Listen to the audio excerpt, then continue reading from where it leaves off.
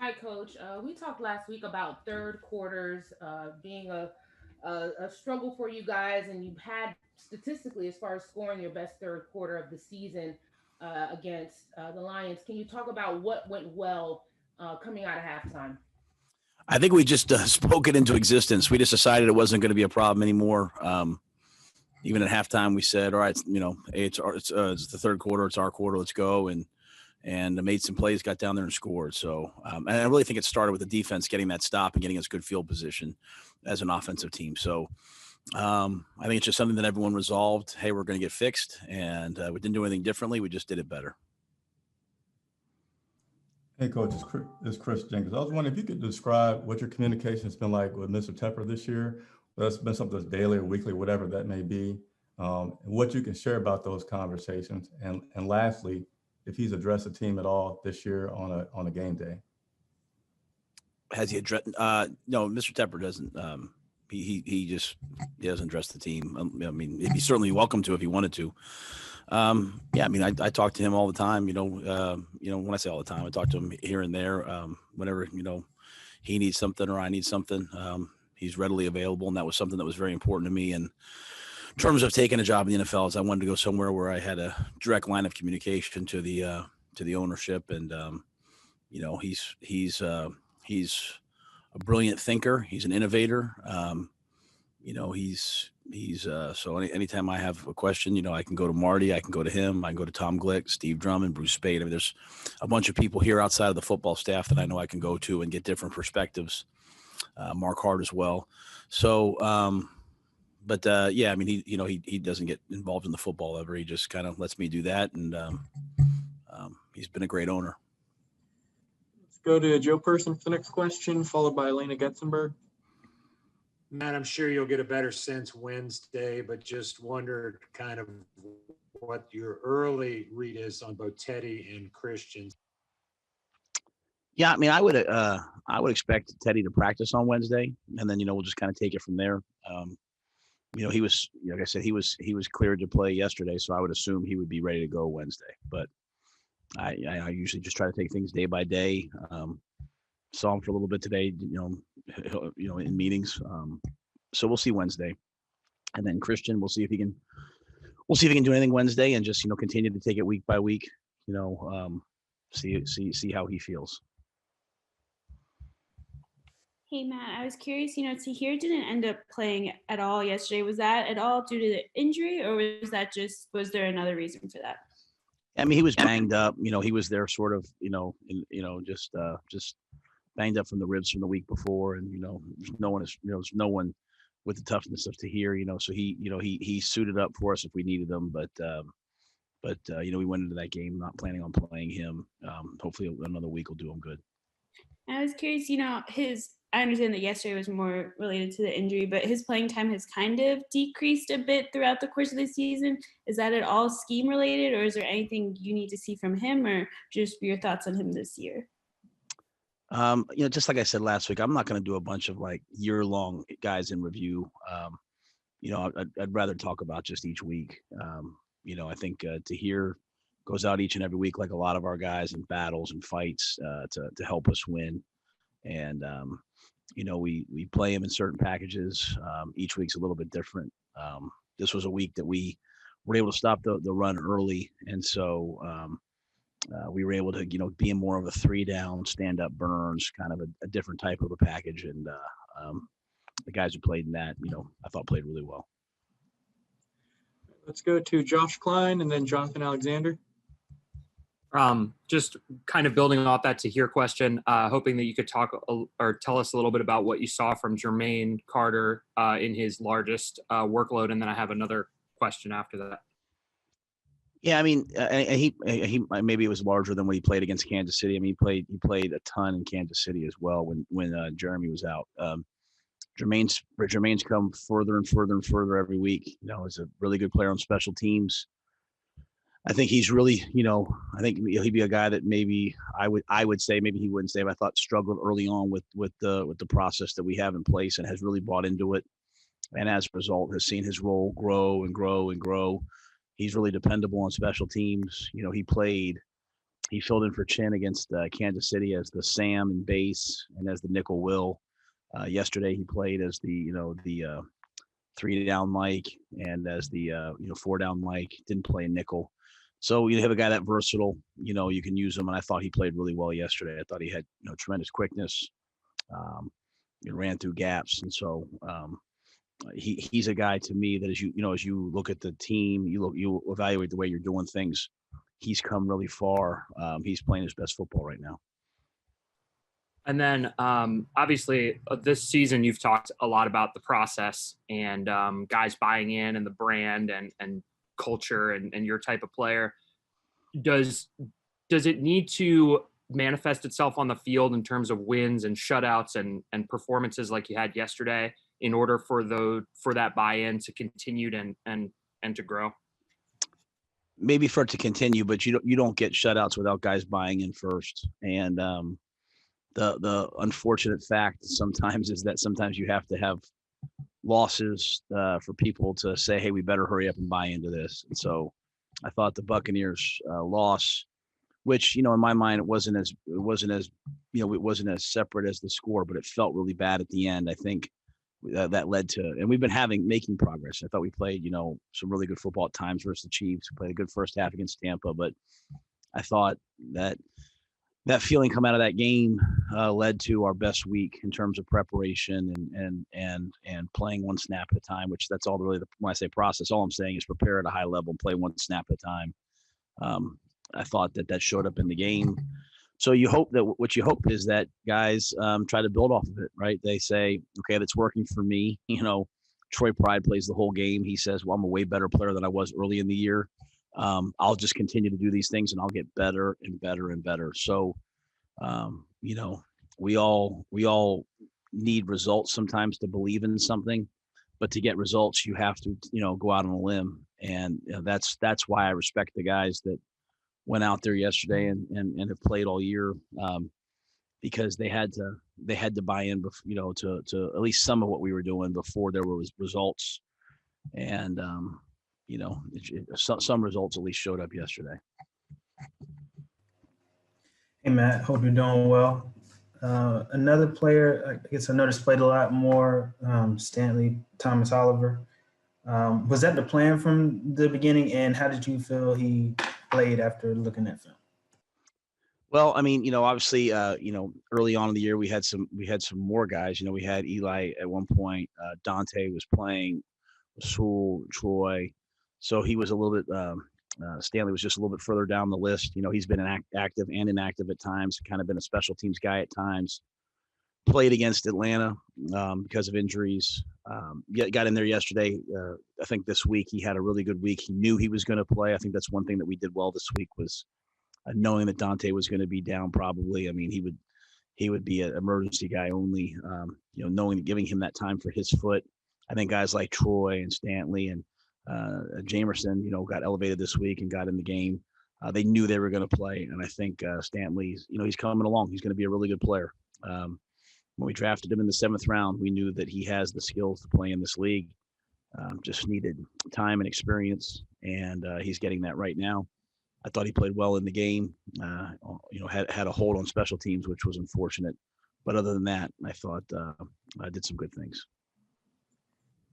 Go to David Newton, followed by JB Ricks. Hey, Coach, congratulations on your win yesterday.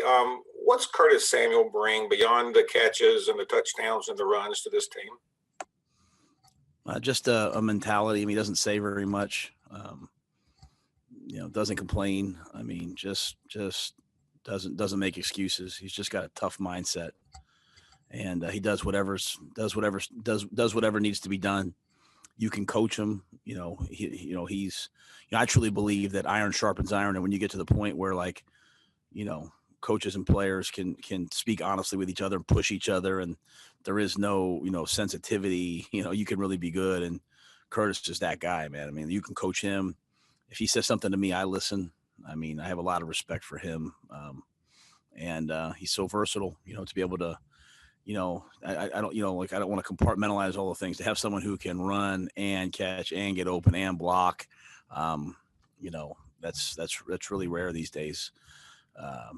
or I shouldn't even say rare. To do it at his level might be rare, and it's a lot of credit to him.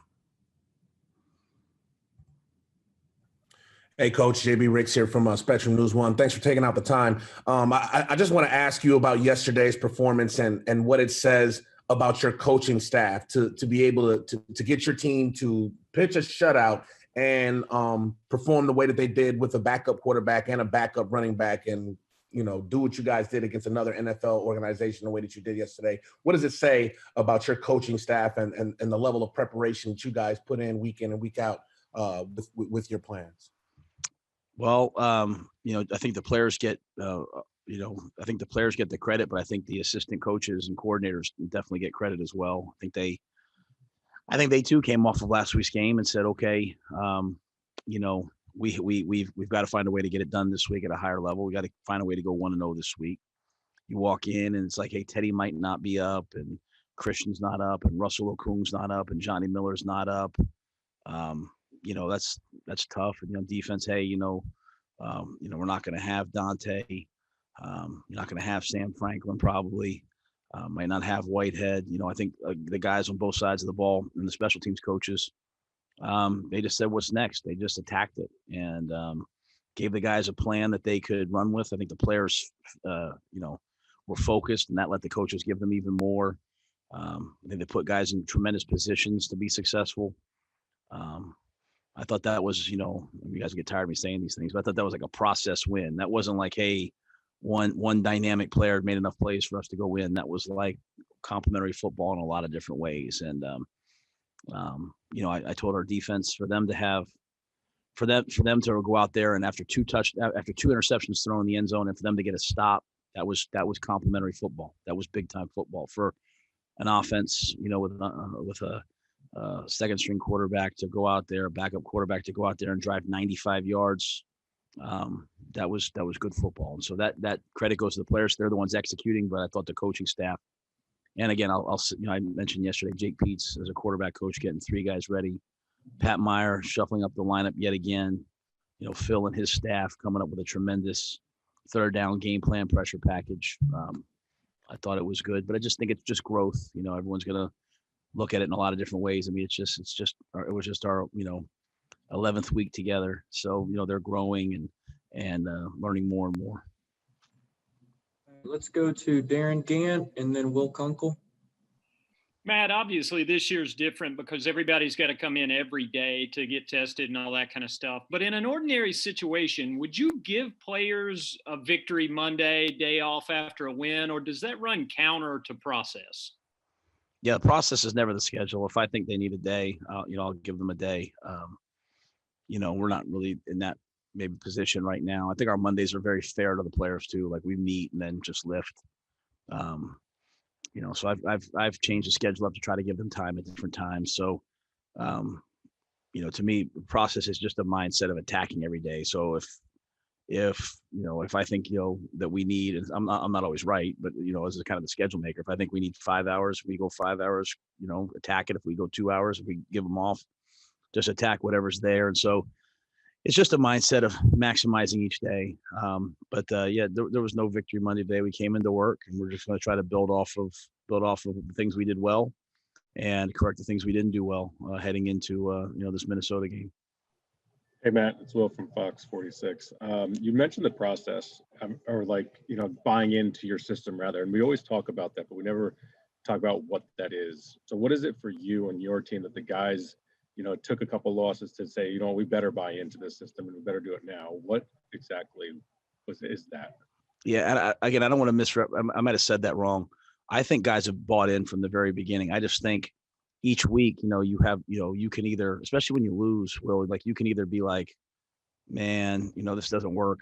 Like, I'm going to go do my own thing. Or you see guys, kind of take a step forward as a team. I thought a lot was made last week about Shaq talking to the team, and he was one of a couple guys that did, but it was like, hey, let's come together and get better. And so to me, it's like, I say process, it's just like going on a diet, right? Just because you say you're doing it doesn't mean you do it each and every day, right? Doesn't mean when no one's around, you don't sneak in the pantry and get a cookie. Like, it's just a daily discipline and daily dedication. And when adversity comes and when you're having success, it's easy to say, oh, this works. When you're struggling, when you're not winning, guys have a tendency, or all of us have a tendency, to start looking for answers. And what I liked about what the team did last week was they came together. And I think they've done it even while we, during the stretch of games that we didn't win. I mean, I think each and every game we went out there and we put ourselves in a position to win. So I respect the team, and I respect the way that they have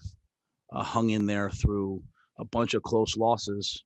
And then, Tampa Bay second half happened, and instead of falling apart, they came together this week, and I think had their best week of preparation. So I think that they've been bought in. And I think, as what I said earlier, I want to make sure I say it again. You don't have success and then buy in. That's not the way it works, or else you'll never have success, right? You have a plan, everyone attacks it, and then you hope that you have some success, and that validates what you're doing, and then you go on to the next stage where you don't just do it, you start to really believe in it and defend it. And I think we have great leaders on our team who are enforcing that and pushing that, and we have just a great group of young guys on the team that kind of do what you ask. It's a very good group to coach. And just real quickly, did you guys do anything to fix that whole can't see the Jumbotron replay thing for this week that we didn't get to see in action? Yeah, there's nothing you're allowed to do. I mean, it's the rules about in the box, or the rules that are in the box. You just have to look up. We just have to.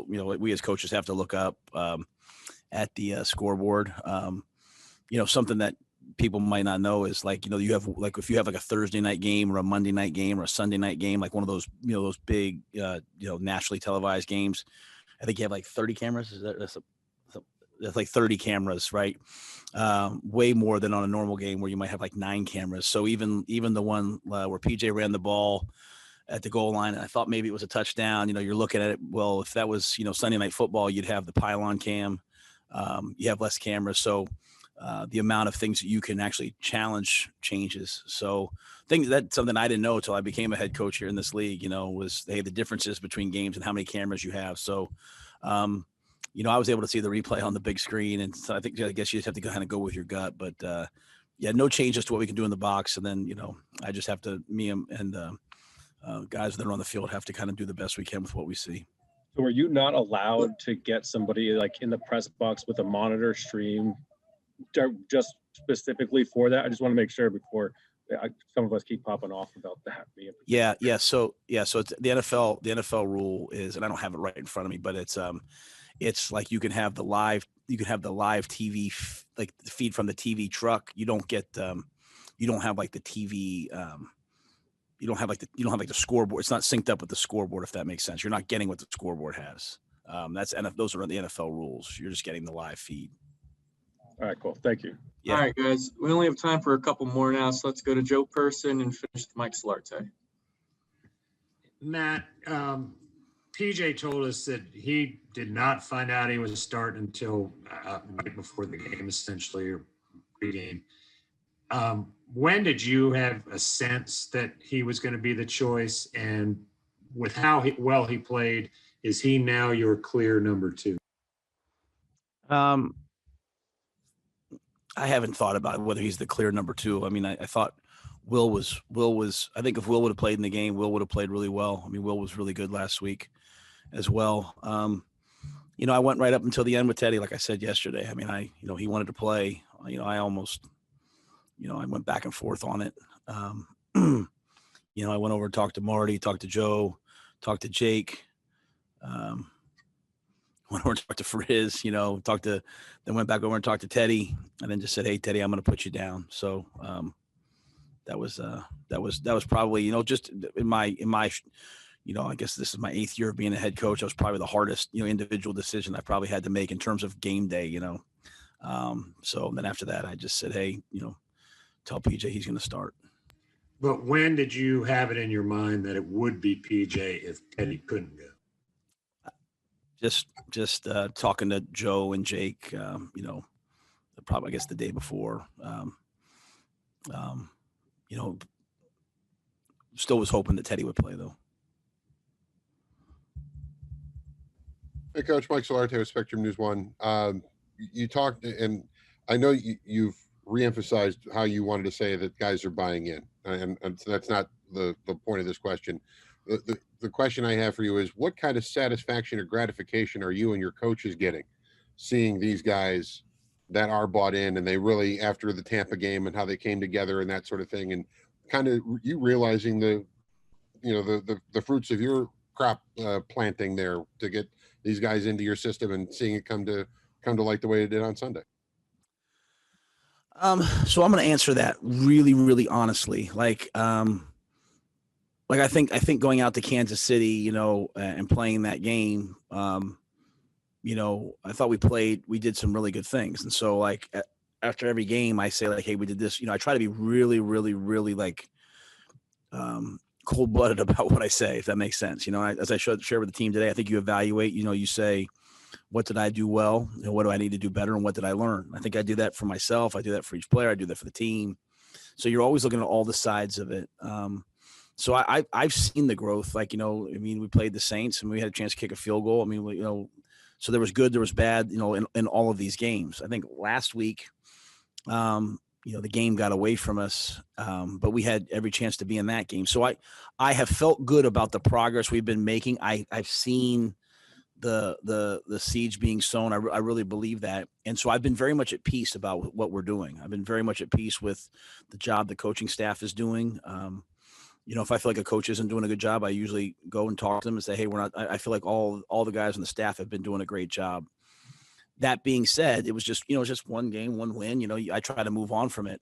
However, this game was satisfying, not happy, but satisfying to me because, so many guys had to step up.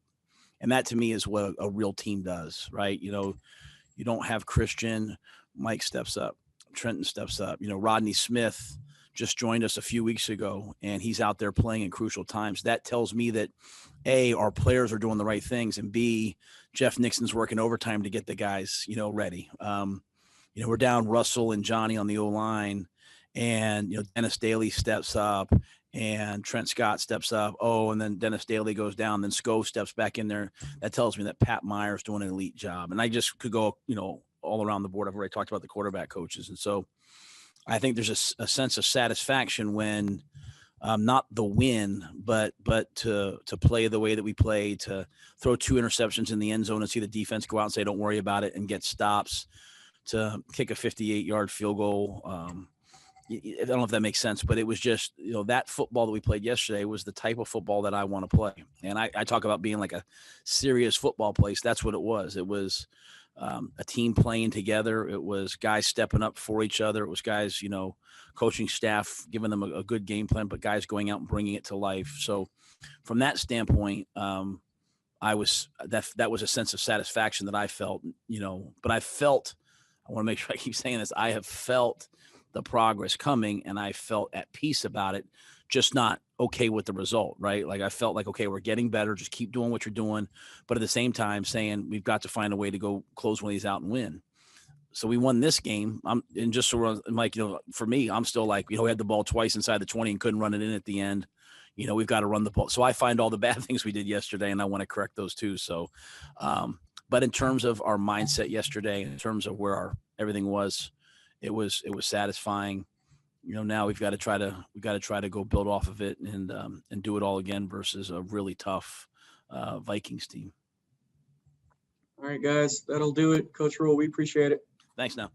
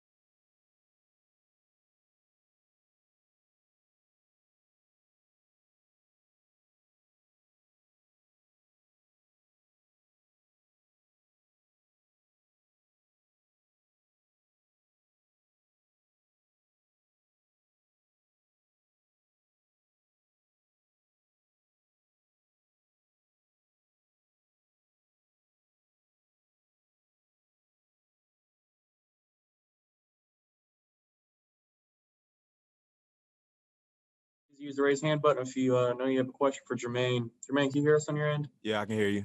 All right, perfect. All right, let's go to Jonathan Alexander for the first question. What's up, Jermaine? Hope you're doing well, man. What's going on? Nothing much, not much. How was yesterday being able to get that start and to play as well as you played yesterday? You know, it was something I had prepared for. The past couple of weeks, I've been watching a lot of film. Just being prepared for whenever my opportunity was to come. And I think yesterday I did a good job of doing that.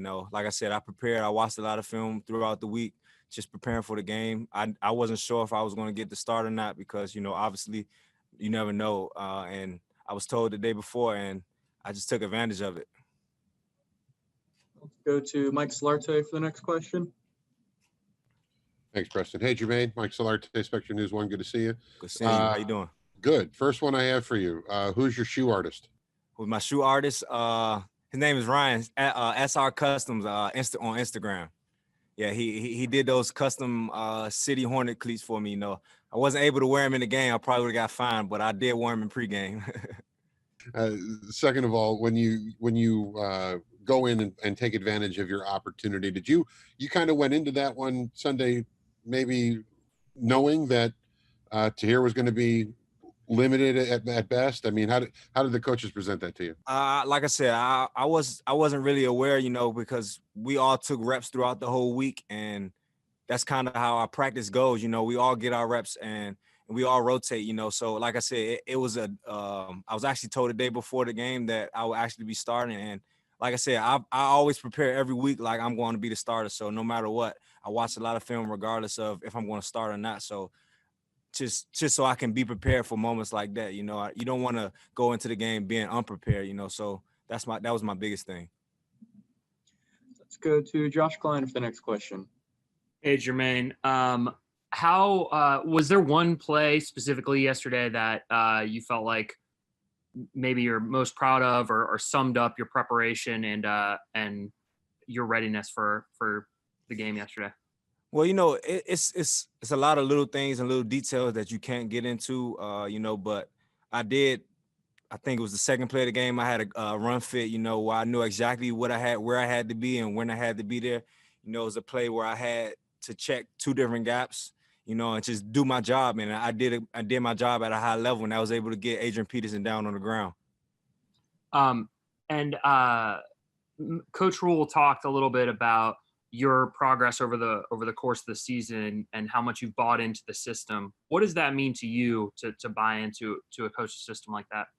Well, it means a lot because, every coach presents different things and they want things to be ran a different way, so you just have to get used to those things. And, with the 3 down front that we played is something that I've never played. I've never played anything like it, so it takes some adjusting, takes some time to adjust, but like I said, with those practice reps and just watching a lot of film, it helped me be prepared and be ready for when my time was to come.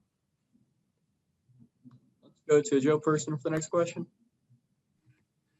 Jermaine, you are not, like an overly big linebacker. I think it's fair to say, but where does your size maybe kind of work as an advantage to you at all in some of these matches? Well, it definitely works to my advantage, because I'm able to slip under a lot of taller guys. I'm like you said, I'm not the tallest guy out there on the field, but I'm definitely not the weakest, so I'm not easy to be tossed around. You can't just toss me around and things like that.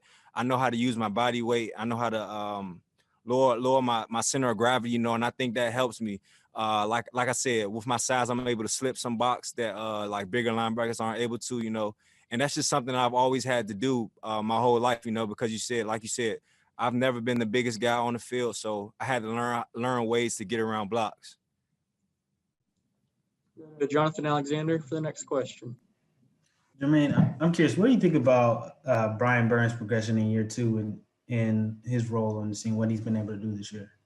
I think he's tremendous. Obviously he's a great player. He's a great athlete. I don't think there's too many defensive ends in the NFL who can drop into coverage, play coverage, and play it well, and not just out there not knowing what they're doing. He actually knows what he's doing out there in coverage, and then go on 3rd down and go sack the quarterback. That just speaks to how great of an athlete he is. Let's go to Elena and then Luke for the next two questions. Hey, Jermaine, I was curious, you mentioned that you're playing in kind of a defense that you necessarily haven't done a lot of before. How long does that take to learn a new defense? And do you think that's why you guys have had some issues over the first few games and think you guys are getting comfortable with it now? Well, I can't really speak for other guys, but for myself, it was something that, like I said, I've never played. When I first got into the league, it was more so cover three, stuff like that, just running just simple defenses, things that you've already done in college, so it wasn't as hard to get used to. But like I said, I've never played the three down front and I've never done it before. So like I said, it's taking some getting used to, but I think it's coming along. And I think a lot of guys, like you said, they are starting to understand it.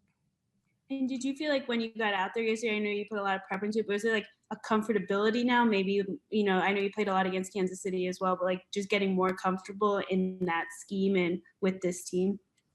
Well, I will say it's never really been a time this season where I was on the field where I wasn't really too comfortable because, like, yeah, it's a different defense, but at the same time, you still playing the same similar coverages as you've known in the past, and that's just how I look at football, and I try to connect the dots to things that I've learned in the past, and I think that helps me a lot. Hey, Jermaine, Luke Liddon here with WFMY News 2. Hope you're doing well. Appreciate the time. I'm sure we all can agree going through adversity teaches us a lot about ourselves. And during that 5-game losing skid, what do you think you and the men inside that locker room learned most about yourselves that ultimately enabled you guys to be able to get back on track and get a win this Sunday? I think we learned that once we correct ourselves in the little mistakes that we make on our own, and we don't beat ourselves, I think we all learned that like we can be a pretty good football team. We just gotta make sure we don't make those simple mistakes. We got to get off the field on third down and just things of that nature. All right, we have time for one more. Josh, did you have another question? Yeah, I was hoping that you could talk a little bit about your relationship with Mike and Al Holcomb.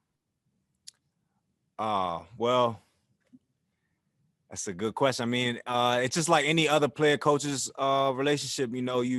They're here. They're here to answer any questions that you need.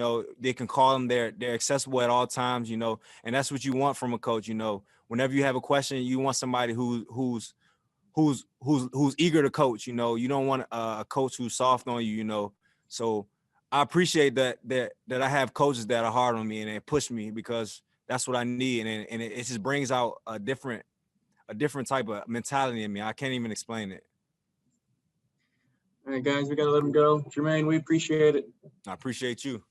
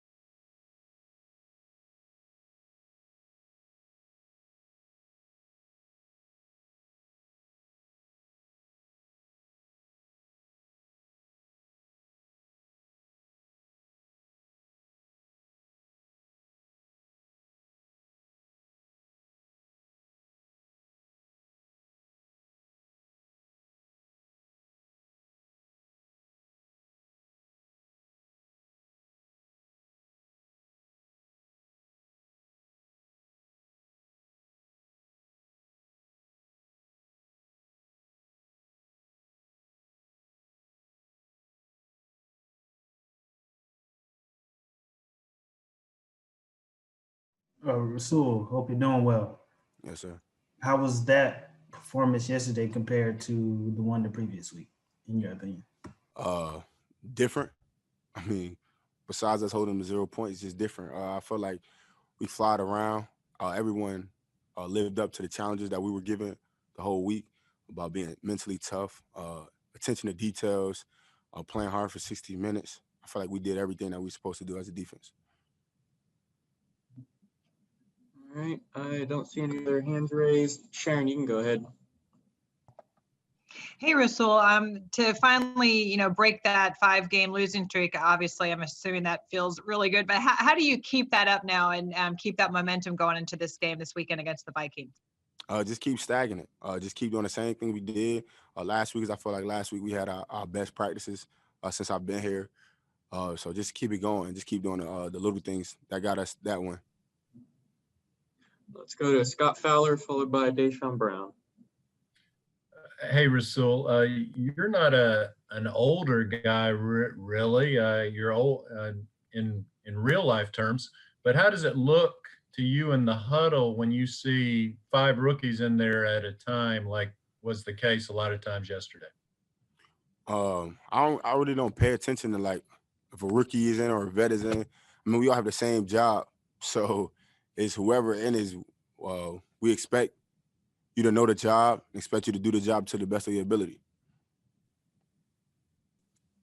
Hey, Rasul, when Coach Rhule was on a few moments ago, he talked about really the satisfaction of that last win and even just getting a sense more of what buy-in looks like amongst the team. For you, what does that feel like for you and also amongst your teammates when you can really tell that guys have bought in? It's just like fun. Like guys are having fun, guys are flying around, guys are laughing. It looks like when you were a kid, like how we played when we were a kid playing football. It don't look like business. It's like, all right, we having fun. I'm happy he's making a play. He's happy I'm making a play. A team thing. To follow up on that quickly, how do you think you guys got to that point, especially within the last week? We got challenges early on this week, and we detailed our work. We made sure everybody was on their job and just did their job. We didn't ask anything special of anybody. Just do your job, and we detailed it, like detailed it, and that's what happens. Let's go to Kelly Bartik, followed by Joe Person. Hey, Rasul, I was wondering how many shutouts have you been a part of, and how did this one compare to those, especially after last week? I've been on a few. Shut out a few teams back when I was in Philly, but this one just felt good because I mean we've been losing, and we've been in some hard-fought games where we had the opportunity to win, we haven't, and just to win. I mean we lost 5 in a row, and you could just feel a sense around here. We needed to win. We needed to put it on tape. Rasul, Trey said yesterday that after that game last week, you guys held accountable those who needed to be. What did that look like, and how difficult or honest were those conversations? They were real honest. I mean, at the end of the day, we all men. We all grown men. Some of us got kids, some of us don't, but at the end of the day, we all grown men. So we expect each other to hold each other accountable of whatever. I know the team looks at each other and they tell each other how it is and exactly what it is to each other's face. We don't hide anything here. That's how we feel. If we're going to say we family, then that just has to be what it is. And people lived up to it. People took that to the heart and was like, we're going to be better. I know, including myself. I said, I'm going to be better. I'm not going to do what I did last week. You kind of see the things that we did last week, the mistakes we made last week. We didn't make them this week. And that caused us to win. And I wondered if you might expand on your earlier comment about kind of fun versus business and just the importance of that, but how kind of difficult it is when you're going through a 5-game losing streak to try to find the fun. Yeah, I mean, losing is tough. You hate losing, but just when you watch the tape and you could feel like everyone's having fun. Like the bench looks electrifying. Like everyone in the bench is like involved in the game. Everyone is celebrating, doing their moves after they make a play or tackle or something like that. And if you look at the previous week when we was doing it, it just felt like it wasn't there. So it's just something different when you watch it. All right, guys, we have time for a couple more if there are any left. I got one. Hey, Rasul, let me ask you. I don't know how much time you've spent with Brian Burns, but I guess what's something that maybe most people wouldn't know about him that you admire about him? He's cool. He's laid back. He always want to be coach. He always asks questions, uh, even about some stuff that he's not in position of. He just always asking. He's a funny guy and he loves dancing. He's always in the locker room after practice, just dancing. So Let's go to Josh Klein then Alina Getzenberg before we let Rasul go. Razul, obviously weird year, but what's Thanksgiving going to look like? And traditional Thanksgiving week question, favorite Thanksgiving side? it has to be the favorite Thanksgiving side has to be the yams and mac combo. Like when you mix those two together, you get a real good, delicious taste. But usually I'll be with my family. Due to the COVID, I don't think they'll be coming down. So I'll probably be in the kitchen making Thanksgiving myself. So you're cooking yourself? Yeah. I might cook. I got a couple family members down. I might link up with them, but I'll probably just cook. What's your go-to recipe? So your specialty?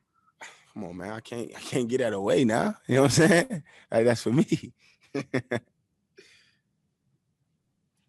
Hey, Russell, just one last one for you. I was curious, you got a combination of Troy and Stanley opposite you yesterday. How did you feel like they did overall? Did you feel like, I know the defense played well overall, but what was your impression of them? Yeah, they play good. They play ready to play. I know earlier before the game started, we was all getting on Stan, calling them scary and stuff, just having fun with him, playing around with him. But when he got in, he played hard. He flew to the ball, had a couple good tackles. I was excited watching them play. They definitely both did their job. All right, guys, we got to let them go. So we appreciate it. I appreciate you guys. All right, media, that's going to do it.